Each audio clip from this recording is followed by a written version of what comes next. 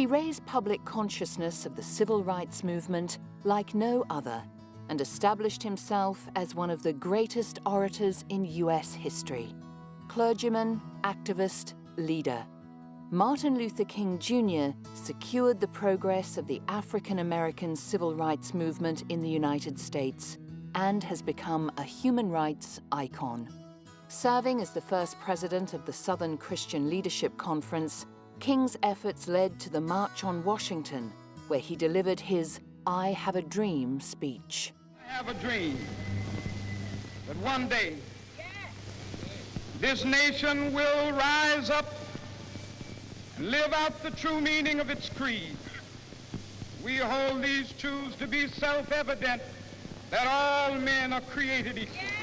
I have a dream that one day on the red hills of Georgia, the sons of former slaves and the sons of former slave owners will be able to sit down together at the table of brotherhood. Delivered on August 28, 1963 at the Lincoln Memorial, King's words are recognized as one of the greatest speeches of all time. There he raised public consciousness of the civil rights movement and continued his work to end racial segregation and racial discrimination through nonviolent activism. Southern Christian Leadership Conference boycotts and marches were controversial.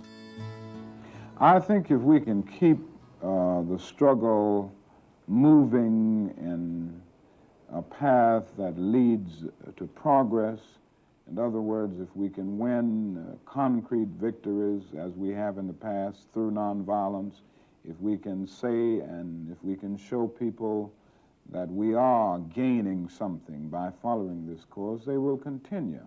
And I don't think the extremist elements will be able to take over the movement unless we face great setbacks and unless the discontent and the despair of Negroes increase to the point that they feel that they are making no gain. Despite the lack of immediate gains, the nonviolent marches against racial segregation continued. Notably, the 1961 Albany movement and the Birmingham Campaign of '63. King was arrested in Birmingham for his part in the campaign, penning the letter from Birmingham jail from his cell, containing the famous statement, "Injustice anywhere is a threat to justice everywhere." King's speeches continued to call for unity, economic actions, and boycotts. Like anybody, I would like to live a long life. Longevity has its place. But I'm not concerned about that now. I just want to do God's will. And He's allowed me to go up to the mountain. And I've looked over and I've seen the promised land. I may not get there with you, but I want you to know tonight that we as a people will get to the promised land. The next evening, as he stood on an outside balcony at the Lorraine Hotel in Memphis, Martin Luther King Jr. was assassinated. King was rushed to St. Joseph's Hospital, where doctors operated and performed manual heart massage, pronouncing him dead at 7 p.m. He was just 39 years of age. The assassination led to a nationwide wave of riots, with President Lyndon B. Johnson declaring a national day of mourning for the lost civil rights leader.